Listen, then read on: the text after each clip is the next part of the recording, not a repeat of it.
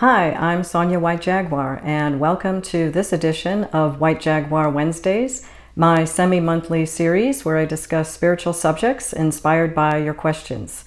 In the introduction of my free book on Wattpad, From Actor to Healer, Alan Rickman's New Life as a Spirit Guide, I mentioned that I've compiled a lot of material after conversing with Alan all these years since his death.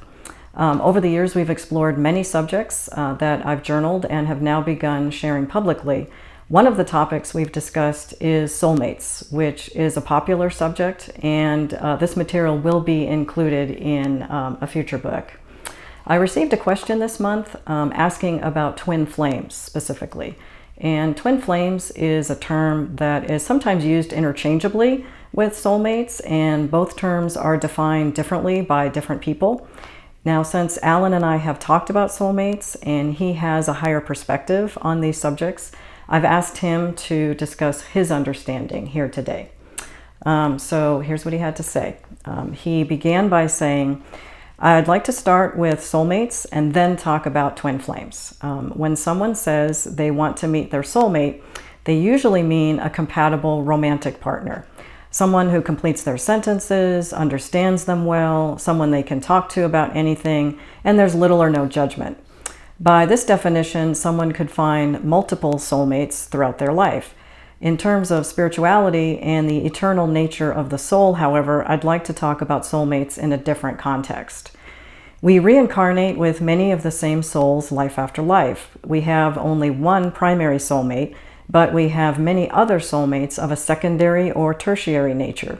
These are our close friends on the soul level, who help us learn lessons during our incarnations. They may or may not serve as romantic partners when we incarnate with them. We are part of a much larger soul group that comes to Earth to learn lessons. We may meet many members of our soul group and other soul groups during our lifetimes, and have any number of different kinds of relationships with them: relatives, acquaintances, employees, schoolmates. What's important to understand is that our soulmates are our greatest teachers, friends, and foes that we meet over and over again to help us grow. Now, I found this fascinating, and thinking that an analogy might help to better clarify this, Alan and I came up with the following to share with you.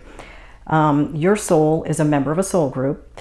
Now imagine that your soul group is like your high school graduating class. You may have gotten to know many of your classmates well.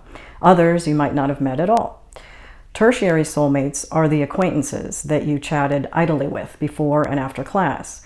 Secondary soulmates are the friends that you turn to for personal advice or for help with your homework. Your primary soulmate is the one with whom you felt an instant bond and you trusted them beyond measure, your best friend or your biggest crush. So Alan continued. He said, while we have many secondary and tertiary soulmates, for the purpose of this discussion, I'd like to focus on primary soulmates. Primary soulmates are a unique partnership. It's an agreement made between two souls to be together life after life, and in the afterlife as well. They learn lessons together and share a bond unmatched by any other relationships they might have. Your primary soulmate completes you. You never feel depleted or alone when your soulmate is with you. It's a complementary relationship. You incarnate with your primary soulmate for millennia, as long as you both want to. It's mutual. Although the soulmate is a romantic partner on the soul level, that doesn't mean you'll have a romantic partnership in every lifetime. It depends on the lessons being learned in each life.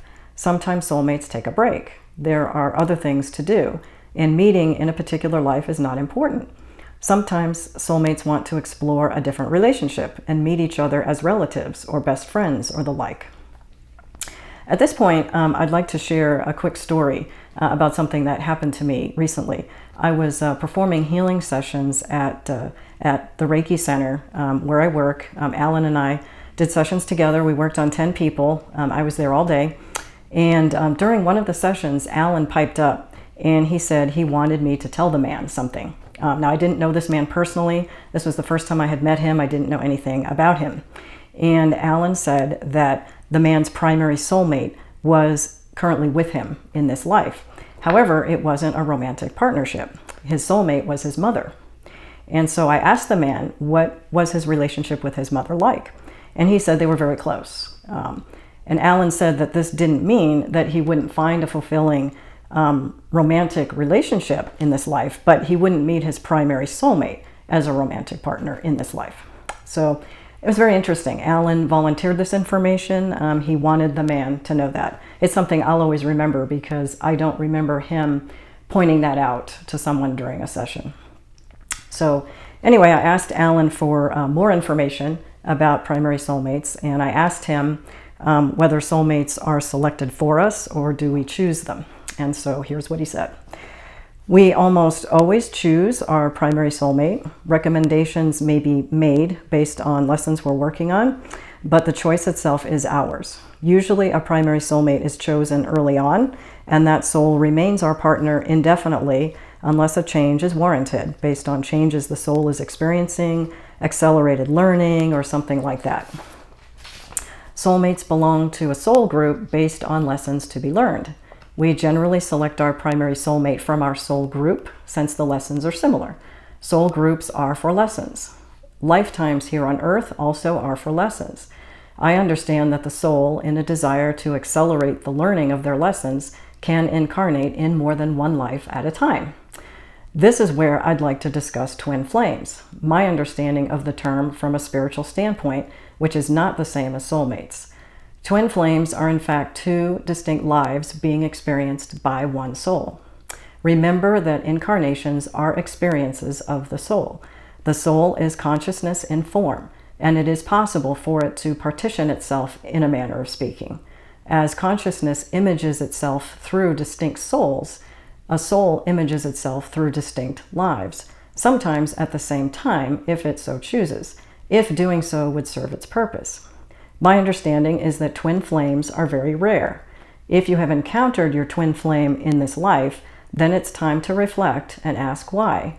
These experiences are not random and serve a purpose. Twin flames meet to raise their awareness. At this point, Alan gave me a vision. He showed me a calm lake at night with a full moon overhead lighting up the scene.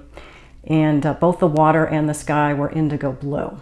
And I looked down at the surface of the water and I saw my reflection gazing back up at me, slightly distorted on the gentle waves. And then Alan said, "This is what happens when you meet your twin flame. The twin flame is a reflection of you. However, what you encounter is a distortion of sorts. No reflection of you on any surface is a perfect reproduction, whether that's on a camera, a glass mirror, or a body of water. There is always a distortion. The same is true for your twin flame when you both are incarnating. It is possible to pursue a relationship with your twin flame, but it's not recommended. While your primary soulmate is your complement, your twin flame is your reflection. When you look in the mirror at your own reflection, what reaction do you have? How do you feel about what you see? What kind of relationship do you want to have with your reflection? That's how I recommend approaching a twin flame."